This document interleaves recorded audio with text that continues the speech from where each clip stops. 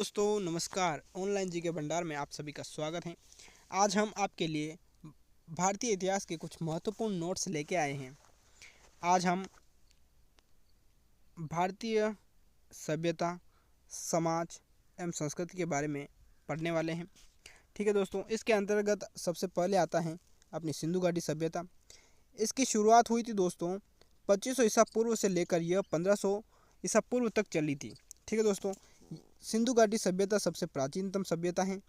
यह सबसे ज़्यादा क्षेत्र में फैली हुई सभ्यता है।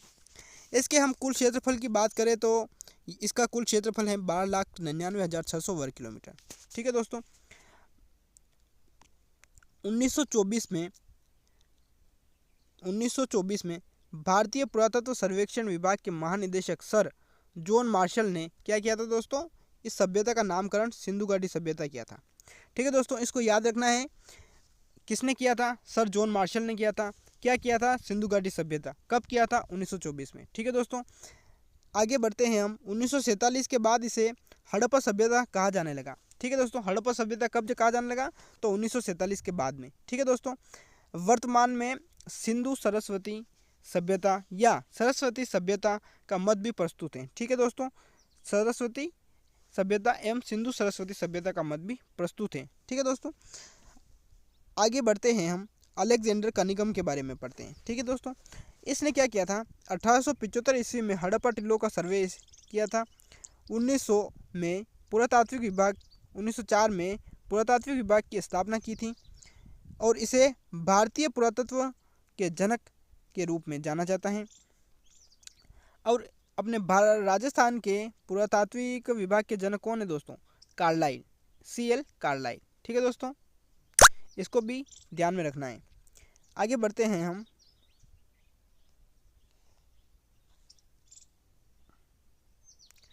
इस सभ्यता के अन्य नाम क्या क्या हैं दोस्तों? हड़प्पा सभ्यता भी कहा जाता है, इसे प्रथम नगरीय सभ्यता भी कहा जाता है, ताम्रयुगीन सभ्यता भी कहा जाता है, कांस्य युगीन सभ्यता या काशी का सभ्यता भी कहा जाता है। ठीक है दोस्तों, यह किसके लिए प्रसिद्ध है दोस्तों? तो यह अपने नगर नियोजन व जल निकासी की प्रणाली के कारण प्रसिद्ध है। ठीक है दोस्तों, ऋग्वेद में इसे हरि यूपिया भी कहा जाता है। ठीक है दोस्तों, इसकी सीमा का सर्वप्रथम निर्धारण किसने किया दोस्तों? तो वह है अपने SR राव।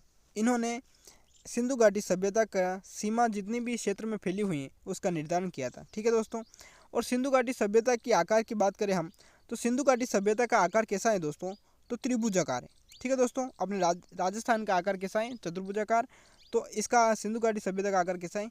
त्रिभुजाकार। ठीक है दोस्तों, आगे बढ़ते हैं हम। सिंधु घाटी सभ्यता के प्रमुख बंदरगाह हैं। देखो, पहले नाम आता है लोथल का। ठीक है, यह कहाँ पर स्थित है? तो बोगवा नदी के किनारे है दोस्तों। और कहाँ पर स्थित है? ये भारत में है, अपने गुजरात में। ठीक है दोस्तों, याद रखना है, भारत में, गुजरात में। इसके खोजकर्ता कौन है दोस्तों? तो इसके खोजकर्ता हैं SR राव। ठीक है दोस्तों, दूसरा अपना जो बंदरगाह है वह है बालाकोट। यह कहाँ है? तो यह पाकिस्तान में है। किस नदी के किनारे है? तो बिदार नदी के किनारे। ठीक है दोस्तों, इसके खोजकर्ता का नाम है GS डेल्स। ठीक है दोस्तों, तीसरा अपना जो बंदरगाह है उसका नाम है सूतका गेंडोर। ठीक है, किस नदी के किनारे स्थित है सूतका गेंडोर? तो यह है दाशक नदी के किनारे। कहाँ है? पाकिस्तान में है। खोजकर्ता कौन है इसके? तो इसके खोजकर्ता हैं ओरेल स्टाइन। ठीक है दोस्तों, चौथा अपना महत्वपूर्ण बंदरगाह है अलाहादीनो। क्या नाम है? अलाहादीनो। किस नदी के किनारे स्थित है? तो ये अपने सिंधु नदी के किनारे ही स्थित है। कहाँ है दोस्तों? तो यह भी पाकिस्तान में है। इसके खोजकर्ता कौन है दोस्तों? तो इसके खोजकर्ता हैं फेयर सर्विस। ठीक है दोस्तों, आगे बढ़ते हैं हम। Sir John Marshall, garden child, Mortimer wheeler आदि इसकी उत्पत्ति मेसोपोटामिया की सभ्यता से मानते हैं। सॉरी दोस्तों, सम्मेलन नहीं था यहाँ पे, मेसोपोटामिया की सभ्यता था केवल। ठीक है दोस्तों, सम्मेलन गलती से लिखा गया है। ठीक है दोस्तों, याद रखना है अपने को। इसकी उत्पत्ति किसकी सभ्यता से मानते हैं? मेसोपोटामिया की सभ्यता से। कौन कौन? सन जॉन मार्शल, मार्टिमर व्हीलर और गार्डन चाइल्ड, ये मेसोपोटामिया की सभ्यता से सिंधु घाटी सभ्यता की उत्पत्ति मानते हैं। ठीक है दोस्तों, तो आगे बढ़ते हैं हम। भारतीय सभ्यता में 20वीं शताब्दी का तीसरा दशक महत्वपूर्ण था। क्यों था दोस्तों? क्योंकि इस समय क्या हुआ, अपने सिंधु घाटी सभ्यता है इसकी खोज हुई थी। ठीक है दोस्तों, 20वीं शताब्दी के तीसरे दशक में खोज सिंधु घाटी सभ्यता की खोज हुई, इसीलिए अपना जो 20वीं शताब्दी का तीसरा दशक है वह सबसे महत्वपूर्ण है। ठीक है दोस्तों, आगे बढ़ते हैं हम। तो सिंधु घाटी सभ्यता का विस्तार कहाँ कहाँ तक है? तो सिंधु घाटी सभ्यता के विस्तार की बात करें हम तो सबसे उत्तर में हम बात करेंगे। सबसे उत्तर में जो एक स्थान है उसका नाम है मांडा। कहाँ है मांडा? कहाँ है? तो मांडा पड़ता है ये अपने जम्मू कश्मीर में। जम्मू कश्मीर कहाँ है? तो अपने भारत में है दोस्तों। ठीक है, और यह मांडा जो स्थल है यह किस नदी के किनारे है? तो यह चिनाब नदी के किनारे है दोस्तों। ठीक है, इसको ध्यान में रखना है। दूसरा अपना महत्वपूर्ण जो स्थल है वह स्थल है जो सर्वाधिक दक्षिण में स्थित है, वह है देमाबाद। देमाबाद है, तो यह किस नदी के किनारे दोस्तों? तो यह है प्रवरा नदी के किनारे। किस किनारे? प्रवरा नदी के किनारे। और कौन से नगर में है? तो अहमदनगर। अहमदनगर में। ठीक है दोस्तों, अहमदनगर कहाँ पे है दोस्तों? तो यह अपने अहमदनगर गुजरात में है। ठीक है दोस्तों, आगे बढ़ते हैं हम। सर्वाधिक पूर्व में कौन सा स्थान है दोस्तों? तो सर्वाधिक पूर्व की हम बात करें तो सर्वाधिक पूर्व में है आलमगीरपुर। कौन सा स्थान है? आलमगीरपुर। कहाँ है दोस्तों? तो यह है मेरठ में। ठीक है दोस्तों, किस नदी के किनारे है? तो यह है हिडन नदी के किनारे। ठीक है दोस्तों, आगे बढ़ते हैं हम। सबसे पश्चिम में कौन सा स्थान है दोस्तों? तो सबसे पश्चिम में स्थान है सूतका गेंडोर।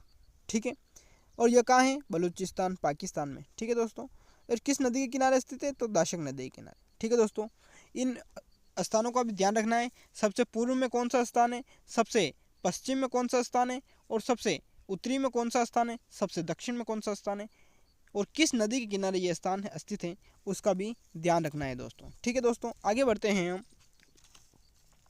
इसके कुछ अन्य स्थल हैं और वो कहाँ कहाँ हैं और उनका क्या क्या नाम है उसको देखते हैं हम दोस्तों। ठीक है, तो अफ़गानिस्तान में अपने कुछ दो स्थल हैं।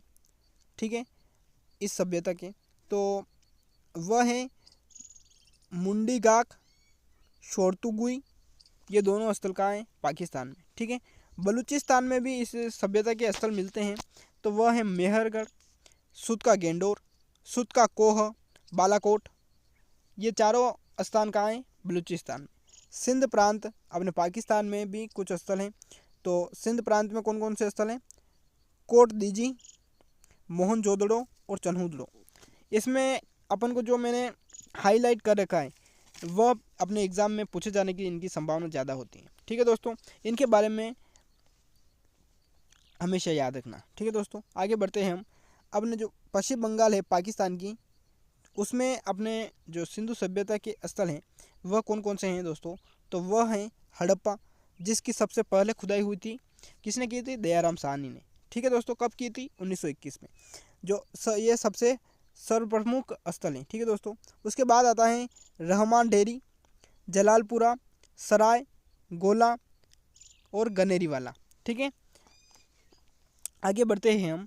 तो पंजाब में एक स्थान है रोपड़, संगोल, कोटड़ा, निगाह खान।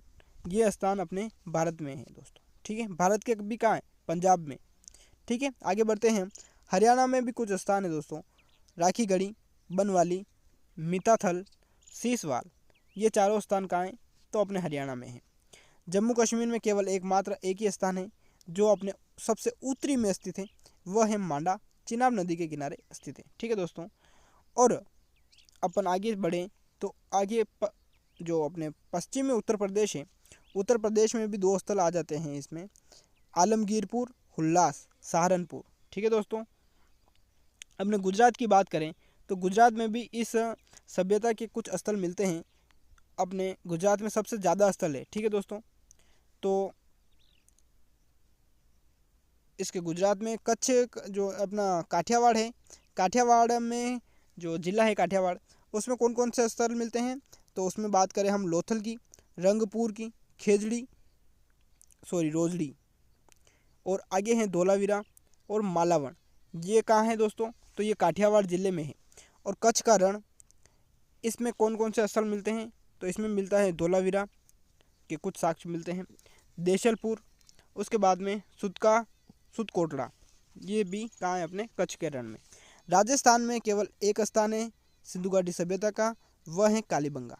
ठीक है दोस्तों। महाराष्ट्र में एक स्थान है जो सबसे दक्षिण में स्थित है। कौन सा स्थान है दोस्तों? तो देमाबाद। ठीक है दोस्तों। अगले जो नोट्स हैं अपने, वो हम अगले वीडियो में इनका अध्ययन करेंगे। ठीक है दोस्तों।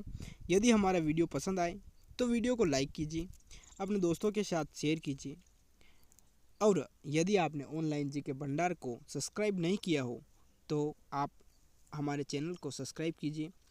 ठीक है दोस्तों। अपनी तैयारी को बेहतर बनाइए, बेहतरीन बनाइए, और आने वाले जो भी एग्ज़ाम हैं उनमें आप ज़रूर सफल होवें, ऐसी हम कामना करते हैं। ओके दोस्तों, चलते हैं। Bye bye.